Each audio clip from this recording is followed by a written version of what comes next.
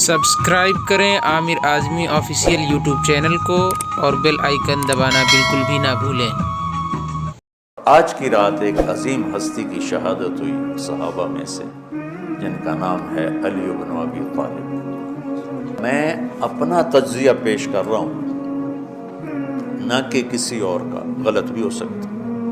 تمام صحابہ میں سب سے مظلوم ہستی علی بن ابی طالب، سب سے مظلوم ہستی، جن کی اولاد کا بچہ بچہ ذبح کر دیا،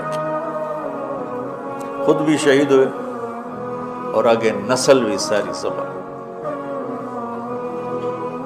آج کی رات 21ویں روزے حضرت علی رضی اللہ تعالیٰ عنہ ہو اور حملہ ہوا، شہید تو پھر 2 دن کے بعد ہوئے، موت تو 2 دن کے بعد واقع ہوئی، لیکن 21 کی رات علی بن ابی طالب، میں ان کا نسب بیان کروں کہ آج ان کی شہادت کی رات ہے، شہادت کا دن ہے، کہ جب اہل شام نے الگ حکومت اپنی قائم کر دی، حضرت علی کے مقابلے میں اپنی حکومت کا اعلان کر دیا تحکیم کے فیصلے کے بعد، اور اس پر خوارج کی ایک جماعت بن گئی، الگ ہو گئے، جنہوں نے پھر بڑی خوفناک جنگیں کی، بڑے زمانے تک وہ مسلمانوں کو نقصان پہنچاتے رہے۔ تو 3 خارجی اکٹھے ہوئے کہ جتنا فساد ہے نا، اس کی جڑ ہے ایک عمرو بن عاص اور معاویہ بن ابی سفیان اور علی بن ابی طالب رضی اللہ تعالیٰ عنہ، ان تینوں کو قتل کر دو، فتنہ ختم ہو جائے گا۔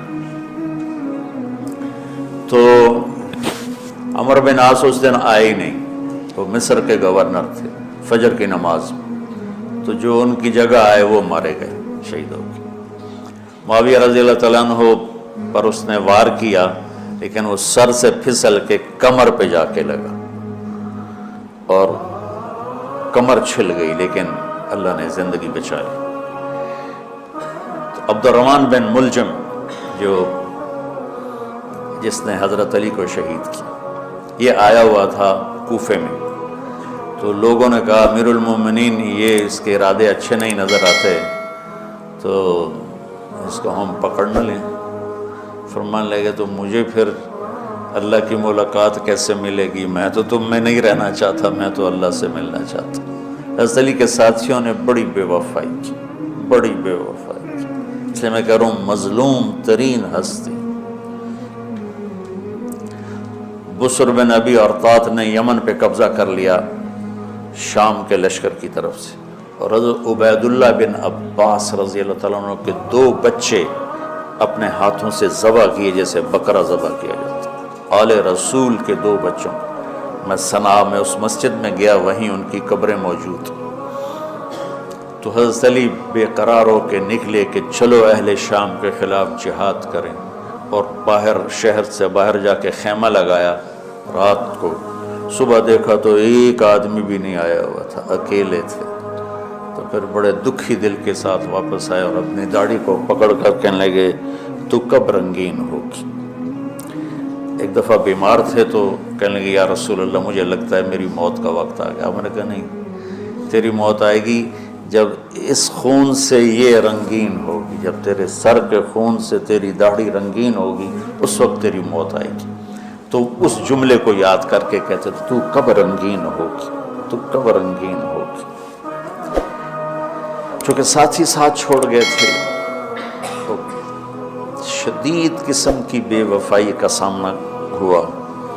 پھر آگے نسل ذبح ہوا۔ آپ نے حضرت حسین کا کربلا تو پڑھا ہوا، لیکن میں نے جو گلدستہ اہل بیت کے بعد میں نے جب پڑھا، تو جو اس کمبخت ابو جعفر منصور نے آل حسن پہ ظلم توڑے، اللہ میری ہچکی لگ گئی روتے روتے۔ ان کی ساری اولاد کو آخر میں پہلی دردناک سزائیں دی، دردناک سزائیں دی، اور پھر ان سب کو ایک کمرے میں بند کر کے چاروں طرف سے کمرہ ٹائٹ کر دیا، ہوا بند کر دی، گھٹ کے سارے شہید ہو گئے، اس کے تڑپ تڑپ کے سب اس میں شہید ہو گئے۔ اس لیے میں کہہ رہا ہوں سب سے مظلوم ہستی ہیں علی بن ابی طالب۔ تو فرمانے لگے اس کو پکڑو گے تو میں شہید کیسے ہوں گا؟ پھر ایک دن دیکھا کہ لوگ گھر کے باہر پہرا دے رہے تھے. آپ نے کہا کیا کر رہے ہو؟ کہا جی وہ آپ کا خطرہ ہے، پہرا دے رہے ہیں. کہنے لگے کس سے دے رہے ہو؟ زمین والوں سے، آسمان والوں سے.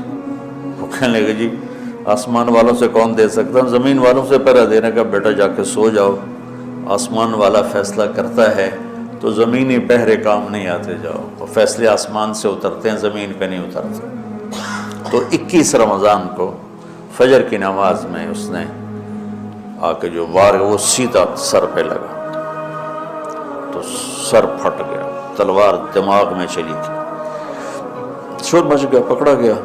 اب دیکھنا حضرت علی کے اخلاق. لوگ اکٹھے ہو گئے. حضرت زینب کو پتہ چلا تو وہ بھاگی بھاگی آئیں اور رونے لگی، واہ ابتا واہ ابتا. تو وہ کہنے لگا، وہ لوگ کو پٹی پٹی باندھنے لگے تو وہ کہنے لگا ابن ملجم جتنی مرضی پٹیاں باندھ لو، اب یہ مر کے ہی رہے گا. اس تلوار کو 1 مہینہ زہر میں ڈبو کے رکھا ہے، پھر وار کیا ہے. تو اس پر تو بڑے سے بڑے حلیم کو غصہ آ جانا چاہیے. وہیں اس کا قیمہ ہو جاتا. اور حضرت علی کیا کہہ رہے ہیں؟ بھائی اس کے لیے نرم بستر بچھاؤ، اس کو گرم گرم کھانا کھلاؤ، اسے ٹھنڈا ٹھنڈا پانی پلاؤ. اگر میں زندہ رہا تو میں خود فیصلہ کر لوں گا مجھے کیا کرنا ہے، اور اگر میں شہید ہو گیا تو پھر پہلی میری درخواست ہے کہ اسے معاف کر دیں. یہ بتانا چاہتا تھا، اسے معاف کر دیں. اور اگر اسے میرے بدلے میں قتل کرنا چاہو تو پھر اس کو تکلیف نہ دینا، بس ایک ہی وار سے اس کی گردن اڑا دینا، اسے تکلیف نہ دینا. اللہ، آپ پڑھیں گے نا صحابہ کی سیرت تو سب سے زیادہ فضائل حضرت علی کے، سب سے زیادہ مقام اور مرتبہ تو ویسی جیسے خلفائے راشدین.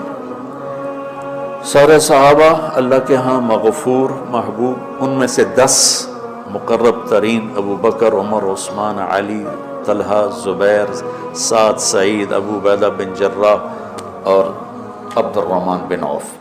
پھر ان 10 میں سے 4 محبوب ترین جو خلفاء بنے.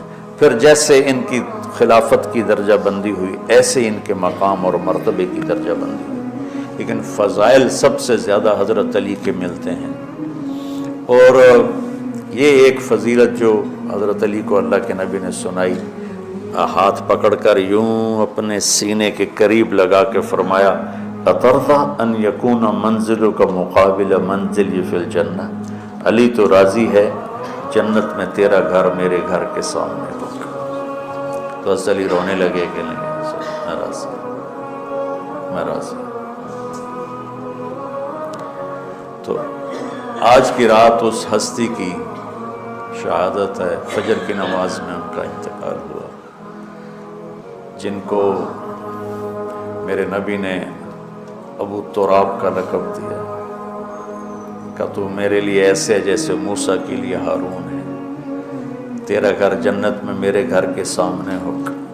پھر آپ نے اپنی بیٹی فاطمہ سے کہا، فاطمہ تو، میں، یہ دونوں حسن حسین، اور یہ جو سویا ہوا ہے. حضرت علی جاگے نہیں، وہ سوئے ہوئے تھے.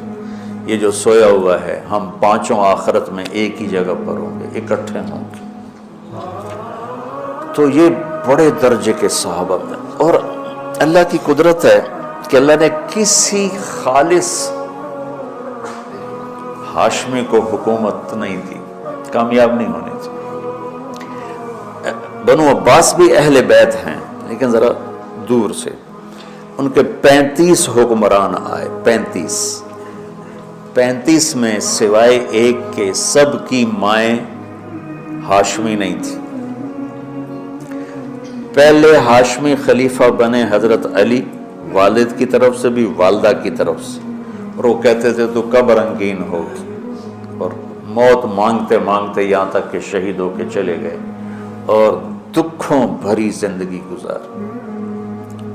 وَلَقَدْ رَأَيْتُهُ فِي بَعْضِ مَوَاقِفِهِ وقد ارخى الليل سدوله وغار نجومه وهو قائم يصلي في المحراب قابضا على لحيته يتململ تململ السليم ويبكي بكاء الحزين ويقول للدنيا إلي تغررت وإلي تشوقت وإلي تزينت وإلي تشوفت آه من قلة الزاد وبعد السفر ووحشة الطريق آيتها الدنيا غري غيري قد بتتك ثلاث عمرك قصير ومجلسك حقير وخطرك يسير من قلت الزاد وبعد السفر ووحشت الطریق.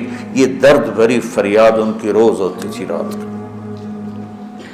ایسے تڑپتے تھے جیسے سانپ کا ڈسا تڑپتا ہے, اور ایسے روتے تھے جیسے دکھوں کا مارا روتا ہے. شہید ہو گئے. حضرت حسن کو حکومت ملی, ہاشمی کے بیٹے, ہاشمیہ کے بیٹے. 6 مہینے بعد چھوڑ کے دستبردار ہو گئے. پھر بنو عباس کے 35 خلفاء میں امین کو حکومت ملی. امین کی ماں بھی ہاشمی تھی, باپ بھی ہاشمی. ہارون باپ اور زبیدہ ماں. زبیدہ ہاشمیہ تھی اور ہارون ہاشمی تھا. مامون اس کا بھائی باندی کا بیٹا تھا. امین زبیدہ کا بیٹا تھا, اور ہارون نے زبیدہ کے پریشر میں وصیت نامہ امین کے لیے لکھوایا, اور بعد میں مامون, کہ پہلے خلیفہ امین ہوگا, امین کے بعد مامون ہوگا. امین کو 2 سال کے بعد مامون نے قتل کروا دی اور حکومت پہ قبضہ کر لیا. کسی خالص ہاشمی کی حکومت نہیں چلی. اور امام حسن نے حضرت امام حسین کو بلا کے فرمایا کہ میرے بھائی ایک وصیت کرتا ہوں جب انتقال کا وقت, کہ میں نے دیکھ لیا ہے اللہ نے ہمیں نبوت دی ہے, ہمیں حکومت نہیں دے گا. حضرت حسن کو اللہ نے اللہ کے نبی والی فراست دی تھی. امام حسن اس فراست کے مالک تھے جو اللہ کے نبی کو اللہ نے دی تھی. وہاں سے حصہ ملا تھا فراست کا. عجب عجب باتیں فرمائیں. جب حضرت علی نے مدینہ چھوڑنے کا ارادہ کیا, ابا جان مدینہ نہ چھوڑو, مدینہ نہ چھوڑو, آپ اکیلے ہو جاؤ گے, آپ تنہا ہو جاؤ گے, مدینہ نہ چھوڑو. تو امین کو مامون نے قتل کروا دیا, اور پھر اس نے خود 20 سال حکومت کی. تو اللہ تعالیٰ نے